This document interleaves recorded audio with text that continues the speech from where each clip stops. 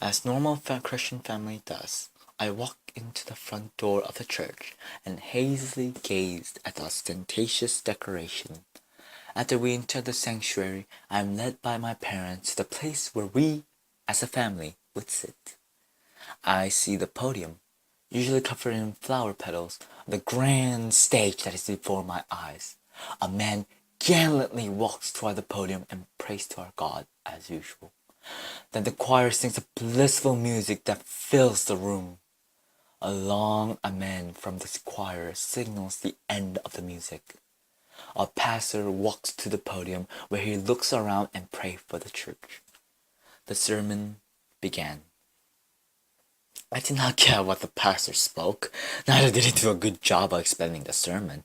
He spontaneously burst out randomest thing like famous singer's name and movie that had nothing to do with Jesus. After that week's sermon, I knew there was bound to be another one for the next week. I hated this process going again and again like as if it's trying to torture me. Then I realized something during this long cycle of going to church and listening to the pastor. I realized that it was not the pastor, but it was by my own will and will of my God that made me who I am and what I want to be. After that realization, I walked out to the sunny streets near my gigantic church. As I got out, I again remembered that the pastor, as usual, did not like me, nor did his mundane voice help me to be closer with Jesus. I walked to my parents who were inside of the car waiting for me outside of my church. When I got inside the car, my family started discussing how bad the sermon was. My mother would talk about the older times when the pastor actually spoke something good and enlightening. I agree on the fact that the sermon was bad, but I was never sure how older times were like, so I cannot have a say on that. Either way, the pastor never grabbed my hand and walked to the right road as some Bible teacher would tell me.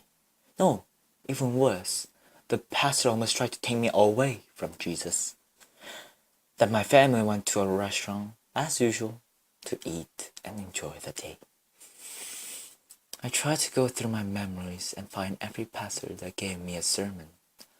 Out of all the pastors, there was not a single one that made me remember their sermon. I listened as they talk. No, actually, to be more precise, I tried to listen. When the dine was gone, my family would come back home.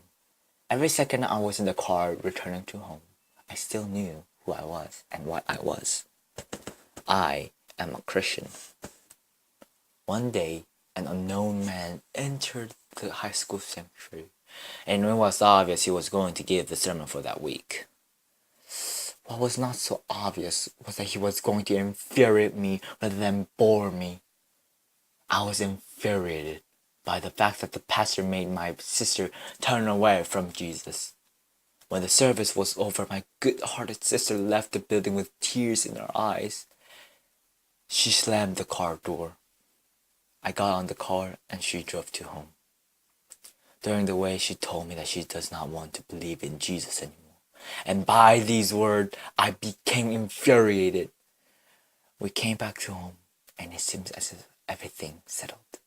However, my sister was not a Christian. After a few weeks after the incident, thankfully, my sister, as she drove to our school, said that she came back to Jesus. She told me that when she was in trouble, she needed Jesus.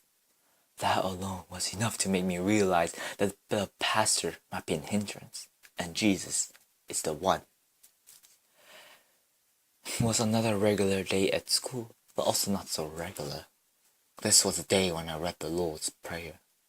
These Bible verses really led me to Jesus more than any pastor's sermon in my whole life.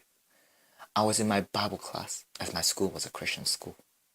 Suddenly, the teacher asked us to memorize the Lord's Prayer. But I never really believed in memorizing the verses. I was right. It is not memorizing the verses, but putting them into your heart.